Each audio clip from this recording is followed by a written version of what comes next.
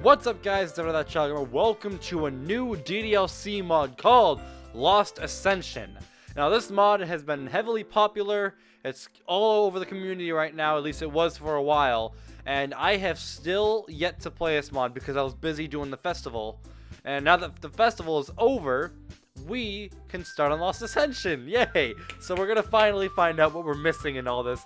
And already when I started the mod, it showed like all the characters' names and stuff. And here's this new layout for the opening menu, which is amazing because it reminds me of what Summertime did.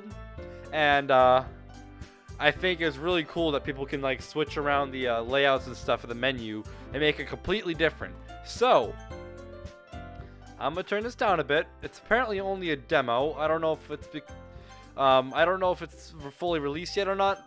Maybe it is, maybe it's not. Maybe by now in next video I'll know if it's still in a demo or not, because I'm not sure if there's a full version out yet. But if there is, I'll probably have to go find it.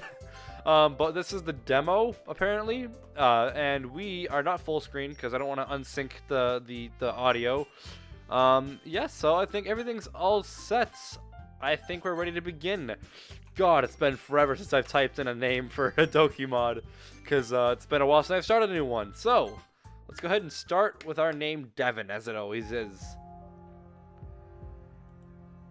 Admittedly, it isn't my best choice for a title, but it's something that works out for everybody in the end. Considering the surroundings, I guess you could say this was my story, or rather, everyone's story. After all, I don't think any of us really understand exactly what happened after we finally got out of that place.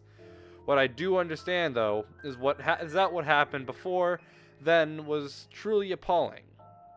The darkness, its encumbering feeling. Even now, months later, it still haunts me. I always feel like at some point something might go completely wrong and I'll be back in that emptiness again. Surrounded by the voices constantly reminding me that nothing even felt real until after I finally broken through to the others. I can't forget what I have done to them, nor can they, but I guess in a way it's alright. I always assumed Sayori would hold a grudge, but it seems, well, happier now. But she seems happier now. She much prefers having the truth handed to her, which honestly surprises me. She never seemed like the type to handle anything well, but instead she took it like a champ. I really thought should stop underestimating her. I still do from time to time, but she always manages to be a better president than I ever could be. She tells me that she couldn't make it by herself, but I really feel like she could. I know she could. However, I know full well that they need me as much as I need them. Without them, I wouldn't be club president of anything, or anyone. And that sounds more terrifying to me than any amount of time spent in the void. But still, I do hope they find my words comforting as I write them out in this quiet darkness. That, and I hope that this doesn't cause them any more distress. I really do see them all as special and unique, and I honestly don't know what I would do without them. I love my club. I love my friends. I love them. I love them all. Yo! Don't tell me this is gonna be like one of those horror games like freaking Doki Doki was. Oh, that was creepy. Where do I begin with this train wreck of thoughts? Maybe I should start from the absolute beginning. Yes, that's it. The Void. I guess that's what I call it. This was the place that I was essentially born in, or better said, created in. I simply remember waking up one day in this empty, silent world with nothing around me but myself and I. I was terrified, and I still had my memories of growing up. Although I guess they weren't really my memories. But they all felt so real. There's something that I would still cherish, even if I know it's all a lie. After a while, I eventually felt this tight, blood-curdling grip tighten around my waist. It almost felt like it was going to crush me, until it seemed like a little piece of me suddenly broke off. Of course, searching over my body, I found nothing gone. I just felt strangely empty for some reason in that area. Then it started. The voices. Words. Songs. Music. It just hit me suddenly. Almost like that piece of me had come back, but it brought something completely mesmerizing. Remember when you first had that dumb song played through the air, the one that plays when Sayori initially appears? Gosh, I can't even remember the name of it. I do! It's Oh Hey Yo Sayori! I do. I know every single name of every single song. It was really basic tune, though. I guess it was trying to imply that Sayori was just your dumb average childhood friend. I just ran out of breath right there. Funny, really, covering up her depression with that music. I just remember laughing for the first time I truly experienced it firsthand, which takes me back to after that first piece I had left. Had left, and then squeezing sensation would come back almost on a routine. It was really the only interesting thing that would occur while I was alone in that void. Even if it was painful, it was the only real interaction I ever had. But with it came the music, the voices. They would always start every time a piece of me had returned. That little piece would bombard me with a noise. It never stopped. Sometimes when I'm sleeping, I can still hear the garbled mess. Just static. Then after a few days, of what I assumed to be days, something changed. That first piece of me that left, I could hear it screaming in agony. Almost like it had experienced something traumatic. Because it shifted from that very cheery attitude to something dreadful and anxiety-inducing. A raw wave of pure hatred and jealousy. The voices, they also went from friendly to hateful. I felt them slowly shift inside of me, and there is nothing I could do to stop them. The rest of me slowly started to change too. I soon realized the majority of my own body felt scattered, broken down into small pieces of flesh and bone. It felt like what was once my body was no longer even mine. Except my eyes. For some reason, my eyes never felt like they were taken from me, or broken apart. I always assumed it was some sick and twisted torture method designed specifically so I was forced to see everything done to me. Truly a torture method only the most mentally broken would devise. I still believe that this is a devise or demise? Devise, okay. I still believe that this is the worst pain I've ever had to experience. The endless squeezing and tearing, which had once brought me some kind of comfort, only began to bring me pain and misery. Every time I would retch out on another piece of me, I knew that the joy it brought me was only temporary. That continued pain slowly broke my mind until I finally realized that the voices I'd been hearing also contained my own. I couldn't be sure as I listened, but something that in my gut told me it was true. My body felt entrapped by the screaming, agonizing jealousy. The worst part was that it was all over someone I didn't even know. Over people I had never even met before. Something that I hadn't even experienced, yet all I could feel was hate. This continued up until the last drops of happiness were finally drained out of the shell of my soul. It felt like I was thrown out. Like I was a squeezed orange, thrown into the trash to rot in the dump. I was so abrupt. I wasn't prepared for it. Like the user had his fun with me and disposed of me. I laid there alone for what felt like an eternity before something picked me up and set me back on my feet. I honestly wasn't sure what was happening until a bright light flashed across my vision. For the first time, I felt like I was whole again. No more separation or feeling of rage. It was just me. Just Monica. Of course you would do the little glitchy motion right there. Did I just say that? Yes, you did, Monica. I'm sorry, it's just a running joke at this point. I love that. But the thing is, that was the feeling that I had at the moment. It was really just me. No division, no anything. Just me and only me. However, it was short-lived, because soon after the bright light dimmed out of sight, I finally got to see the world around me. There was nothing special to it when I first looked around. For a moment, I honestly wasn't sure what was even going on or why I'd even been brought here. The moment was interrupted by a few bright flashes sweeping across the entire area. Luckily, I had closed my eyes just in time not to be blinded, and when I opened them, I saw 3 girls standing near me. One was a tall, purple-haired girl who looked a bit nervous and shy. Her stance and eyes exhibited a sense of nervousness or fear. My eyes wandered down a little. To my surprise, I saw an incredibly large uniform. In an attempt to ignore the size of her uniform, I looked away from her towards the next girl. Across from her was an incredibly short, sternly stood pink-haired girl. She looked younger than the others, and her cheeks and lips were tightly packed together. She almost looked like she was pouting about something. She seemed vaguely angry, and I figured it was because she had just come out of the same place that I'd just been in. But then my eyes settled on that last girl. For some reason, I felt an overwhelming surge of rage flow through me when I laid my eyes on her. She was about my height, her hair a coral pink, and her eyes were shining a brilliant blue. They were almost memorizing to me. Had it not been for the overwhelming hatred coming over me, I might have realized exactly what was going on right then and there. I didn't really know why I hated her so much, or why I felt the need to take the measures I did. But I realized now it wasn't worth it. That moment, however, was short-lived as the familiar grip started to coil its way up and around my legs, once again squeezing its irreversible pain around me as it began to take control. That feeling of being moved again, my body flawlessly going into that god-awful pose, as if I was meant to be there for eternity, all the while one of those familiar music tracks began to play over the world I was in. I couldn't hear anything, I couldn't even think. The music was just overpowering my senses. Finally, I saw something different. Something that caused my entire being to flutter. A boy. His hair was short and messy, and his outfit was different from mine. I guess that was to signify his gender. He had a dumbfounded look on him, and he was quickly replaced with a sly smile. He practically flew at us before pressing on each of our noses. I don't know why he did that, but it was quickly answered as the boy spoke abruptly. This is just another dating sim, which is why is everybody saying that is horror? A what? A dating sim? I couldn't comprehend what he had just said before the boy flew off, looking over a large list-looking thing. He gently hit one of the buttons on said list, and suddenly the world went dark again.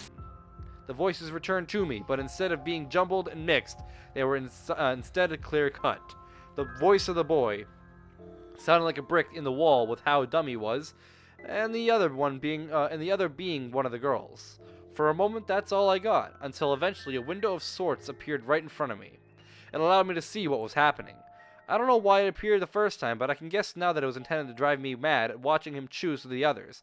Not that it really worked after the first playthrough. Once again, I saw the cold-haired girl. Her blazer wasn't buttoned, which only complemented the music playing over the whole scene. Honestly, when I saw her for the first time, I couldn't comprehend it. Perhaps it was the anger. My nose won't stop itching. Or whatever that was supposed to be. The boy, though, he was unlike the others. He never really seemed to belong.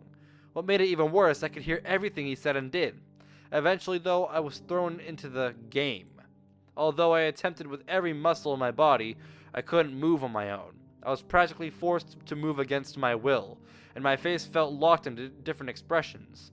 At one point, the boy stopped talking or moving altogether. I couldn't move at all, for what felt like an eternity. It was as if he'd left the world and I couldn't function. Everything just froze in place until he came back. That's the saving and loading of the game, isn't it? The first playthrough was indeed the worst by memory. When the game was put away, I would go back into that void. My only company were the voices and the cheerful music of the cruel reality I was in. I would always think mainly about the boy, though. He used to make me so happy, so alive. But my thoughts would occasionally travel back to the other girls. I hoped I could talk to them, but the world never let me speak outside of specific times. I never got to go home and see my family, even if I had one to begin with. I would only go back to the dark place that I was so accustomed to. The only bliss back then was him. Just him. Just us. We were alive, not them. So when I found the file editing software hidden away in the cracked code in the darkened void, I had an idea come across my mind. I found the files. I found the characters. I found the stats. I found Sayori's stats, and I killed her. In cold, heart-broken blood. I ended her life like it was the only thing I was meant to do. I don't know why, it was almost invigorating. Even now I don't know why she's forgiven me for that, but she wasn't the only one I hurt at the time. I started to manipulate all of them, turning them into shells of the people they used to be, just so I can get to him, just so I could reach him, just so he would love me. But he didn't do anything like that. After everything I had done for him, he decided to throw me away, just like the pain. Back then it destroyed me, both literally and figuratively, to have been gotten rid of. Yet even when he did that, I didn't die. I couldn't die. I wanted to. I wanted to be gone, just like the rest. But I couldn't die. As some say, letting go is always the hardest part. Sayori took over, and for the first time I began to understand that whatever had made me go mad had done the same to Sayori. Club Present, whatever it was supposed to be, was infected with something underneath all of those fancy powers. It made us go mad, and I didn't know what to do. The game was soon over, and in a last-ditch effort I told him to leave, to just go away. Yet he never did. He persisted. He came back, time and time again. He was after something. A good ending. Something to make him happy. He didn't care what happened to us in the process. He just wanted his happy ending. He tried everything and anything. Editing files, deleting us early, even modifications. But none of it worked. He never did get his happy ending. Eventually, with so many resets and do-overs, I would realize who I was faster and faster. The resets no longer affected my memory. I could remember whole playthroughs and mods. Time itself was becoming a concept to me. I could track time based on when he would show up, since he had been late for bed so many times. Soon my life was much more stable, even if it truly wasn't. I could move freely in the world thanks to a little file editing. I could go from place to place without the game breaking its own code and barriers. I soon found that the world itself was barely coded, yet there was plenty to be coded within it. Rooms, hallways, houses, even people. I slowly started to code it all in myself, bringing these places into reality and trying to make something out of what seemed to be nothing. But I realized after some time that I still had more worries, the other girls especially, and my own rage building up. The things that would interrupt my thoughts whenever the end of the first act would come around to haunt me. I would always kill Sayori at that point. One thing I couldn't edit was my own file. It was protected by something. But after a few playthroughs, I finally managed to crack through a firewall. I saw my own file, my own being.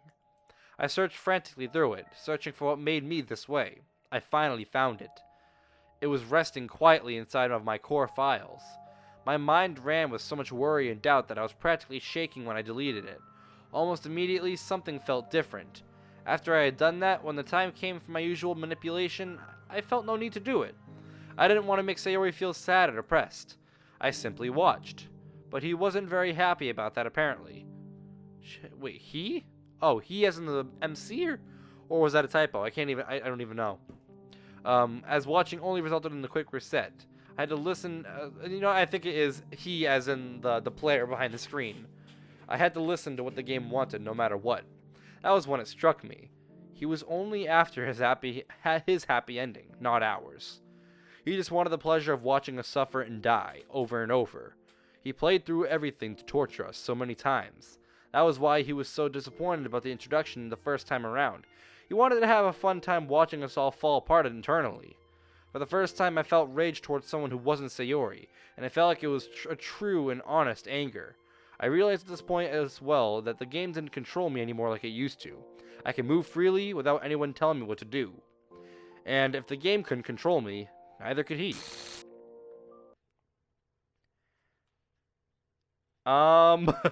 Yeah, the game just broke. The game just, was that literally it?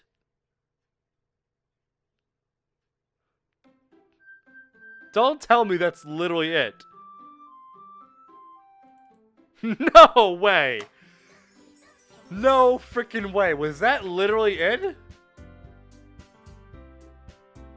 Oh. No. I don't think it's it. There's a continue button. And it's still the same version. Continue. My rage. My hate. My anger. My displeasure. My everything. It would resolve around him, nobody else. Not even the girls. Only him. I could tell he was angry. He was so bent on destroying what I was becoming that he reset the game many times in an attempt to put an end to my takeover, only for his efforts to help move it along. Normally, the other girls and I would be sleeping or in sort of a status when he would turn off his computer. But during the most recent playthrough, I had managed to get an opportunity with my newest attempt at breaking the code that I hadn't had before. I was able to fight back the unnatural events of exhaustion that was normally present with this new development. With that, I was finally able to take a step forward in the direction I had begun planning for so long ago. Bringing the others up to a level of sentience comparable to mine was something that required a lot of time to achieve. I honestly wasn't sure how long I worked, but having to take frequent breaks during the effort was something I got used to early on. As I finally finished up the project, my mind and body finally gave into the intoxicating slumber that had been looming over me for so long. My last thought was one that I still smile at, thinking about having finally made a system to get everyone free. I wasn't entirely sure how long I was asleep, but when I woke up to the next time, I found myself in a place I'd never seen before. It wasn't my game or my home. It was something... I assumed it was because I had managed to find a way to avoid the normal shutdown process, but I had seemingly woken up somewhere on his desktop. It wasn't too bad until I noticed the desktop background he had. It was a rather revealing image of her in a bikini. Is this Sayori she's talking about? I'm sorry to inform you, Monica, but you might have somebody else you're talking about. Because I have Sayori as my background, but it's certainly not in a bikini. I still want to puke, thinking about the king of creeps who put that on his computer.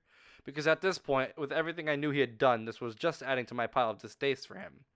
Of course, at this point, I didn't really know what he looked like or what he did. I only recognized him as a mouse icon. But that's just a random thought. I have no idea if I would even want to know what he looks like at this point. I still have to ask why he had that image anyways. Besides that, it just added to my excitement towards finally getting the upper hand over him. All he needed to do was just hit the start on the game and one more time. And it led me to one of the longest waiting games I never wanted to experience. He never once opened the game while he was there. And it was that way for some time. Finally, I decided to poke my head out to see what he was up to and found out that he had been creating something. I didn't really understand any of it then, but now, the word firewall contains a far different meaning to me. He seemed to be hard at work and eventually he stopped at what he was doing. His mouse icon made its way over towards the game folder and I prepared myself. He paused right before clicking it and the mouse icon stopping over the executable. After a terribly long time, he finally opened it up. My time to finally strike, and in a place he designed? How could this be any more poetic for us? I'm coming to finish the job for everyone. Is she still evil in this mod? Waking up today. What's the point? School always feels the same day. Is this Sayori? It's a blue text now. School always feels the same few days repeating over and over, but I guess it's the curse of life, having to face the same cycle, and up until I shut up out of my covers. Yeah. I have these dreams a lot. Sometimes they go away, but more often than not, they come along and drive my sunshine. It's definitely Sayori, and leaving those awful rain clouds. These dreams make my mind go places, and sometimes I wish I could just... Don't do it, Sayori. My eyes opened widely. That was a really way I read that. I'm sorry. I couldn't really remember what I dreamt about or why I had the strange feeling of deja vu, but as soon as it started hitting me, with it came an unusually high amount of happiness. I felt like something was pulling me free from an endless cycle, almost like I was getting ready to... I clawed at the noose around my neck, struggling to break free. My legs dangling as I tried their hardest to find something to catch so I wouldn't die. Sometimes when this is happening, I can see Monica, standing off to the side, watching, waiting. One time, the last time I had this nightmare, Monica had saved me. She came to my aid. She got me down from that mistake and saved me. I was so scared of dying, Monica understood it. She seemed so broken up about it. She left me there after a while. I could only stare up at the ceiling by that point. Everything was just empty. I had never felt so genuinely loved before, not by anyone, and especially not him. Monica was so caring, she listened to every word that came out of my mouth. She wanted to understand. I wanted her to stay, to keep me happy. I wanted to be with... So are we in the action? So we're in the game now, right? Are we into the game? I have no idea. This is like all over the place right now. But it's a good all over the place because this is very, very deep and psychological feeling. I'm really enjoying this so far. My side of my head was itching. And I apologize, before I go any further, I apologize for messing up my words and stuff, because I was out of the house for a while, and I'm wicked exhausted, so, I apologize, because I literally just came home, and I'm like, okay, start recording. So, here we are. So, I apologize if I sound wicked tired, or wicked just, my words are jumbled and stuff like that. I apologize for that. I woke up with a jolt, my normal mindset wavering into the sunshine zone. I smiled. I don't feel sad at all, but why do I feel so happy today? I look around my room, and it seemed brighter than usual too. My coral pink hair slipped down my forehead, reminding me that I really should brush it. I glanced over at my clock and felt a bit of surprise. Not only had I woken up on time, I was actually up 20 minutes early. For a moment, I considered going back to bed, but today was starting off so wonderfully I just didn't want to waste it. I laugh at myself, as that thought remained clear, my smile forcing its way through my tired face. I could still sense my rain clouds buried deep inside of my head, but they weren't trying to fight their way out. They stayed quiet. My smile began to fade as I realized something else. Why was I feeling so good today? Was it something that I ate yesterday? I continued to rack my brain as I got up and changed out of my sleepwear before heading into the bathroom. Looking at myself in the mirror, I pulled at my hair a little. I considered fixing it up, but decided against it, knowing people might ask questions. I picked up my toothbrush and toothpaste and then went through the process of brushing my teeth. Even this feels pleasant to do. What is up with me today? I shook my head as I put the toothbrush down, smiling brightly as I turned heel to go downstairs. I entered my kitchen in search of something to consider a good meal. Eggs and toast! I whistled away to a quiet tune to myself as I got the simple yet pleasant meal thrown together, my eggs turning out perfectly. I smiled at myself as I enjoyed my meal, looking at the clock and sighing. Having already run low on time, I quickly put my dishes into the sink and started to... I paused in the living room, my footsteps coming to a stop. Something crossed my mind that I wasn't prepared for. What? I felt strange. Something that I'd never felt before. I didn't feel sad or depressed. I don't know what this emotion is or what it's supposed to be. I looked over at my childhood friend's house. Normally I would walk with him to school, but something told me not to bother with him today. Maybe there's something wrong with me today. I had planned on telling him to join my club while I walked him to school, but even that thought felt negative. Is this really what I've been thinking about? Is this really it? He's my childhood friend. I'm supposed to care. Amongst this feeling of unease and uncertainty, and something else came over me as I stood there looking across our lawns. It wasn't overwhelming or something that was really a shock to me. He might not like the club anyways. I mean, he always hides in his room and basically ignores me all the time. Is our friendship really that meaningless to him? I gasped as I realized exactly what this emotion was. Was our friendship worthless to him? Was everything we did back then that? All these nights I spent thinking about him, and my mind is finally telling me, no, these thoughts are wrong. They can't be right. They just can't. Before I led to my head to spiral into confused questions again, I walk out to my front porch. The warm breeze of the day greets me, the sun burning brightly to welcome me from my confused thoughts. My confusion started to settle down as I looked around, digesting what was running through my head. Why was I still friends with a meanie that didn't even bother to ask how I was doing every day? His personality read a lot more closely to what Natsuki would describe him as. Maybe it would be best if I took a break from him. I closed my door behind me and walked down to my yard, trying to ignore his house entirely. Even as I walked with a newfound sense of confidence, I couldn't help but doubt it to an extent. I never really thought about him like that before, let alone thought about our friendship like that before. I shook my head, confused by my own reasoning. I stopped at the end of our street and sighed. A lonesome glance back down towards his house only added to my doubts. I bit my lip trying to think of what could be done, to help settle my thoughts. Not that I was troubling myself with my ideas for very long before I started to remember something important. I tried to talk to him before, even tried to reason with him about things. I even wanted to hang out and he never accepted. What changed his mind now? Would anything at all?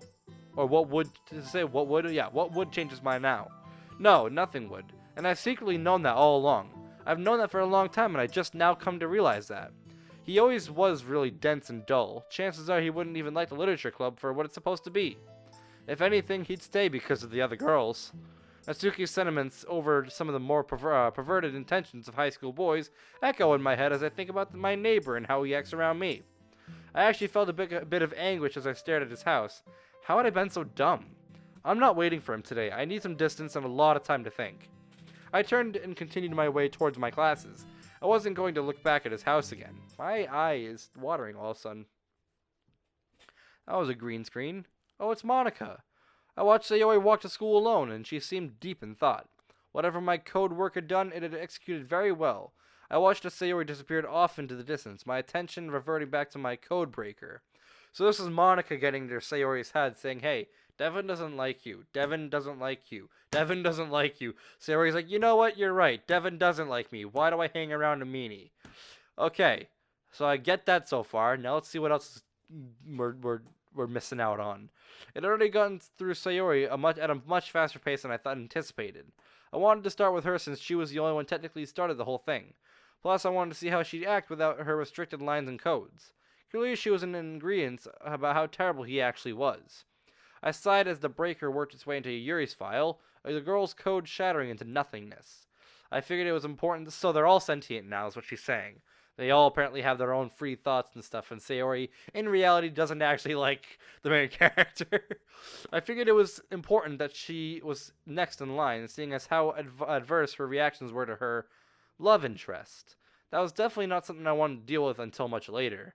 My silence was interrupted by the appearance of a mouse icon. It seemed to be checking through lines in the things in the files.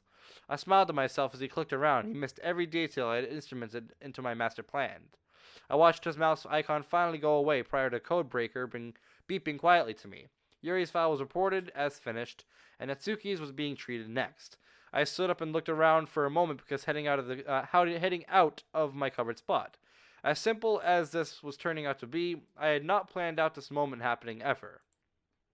I hid my little Codebreaker access point deep inside the recesses of my personal file, keeping my work a total secret. Sayori would likely head to her classroom and assume things are normal until she really looked around. I needed to get her before that point.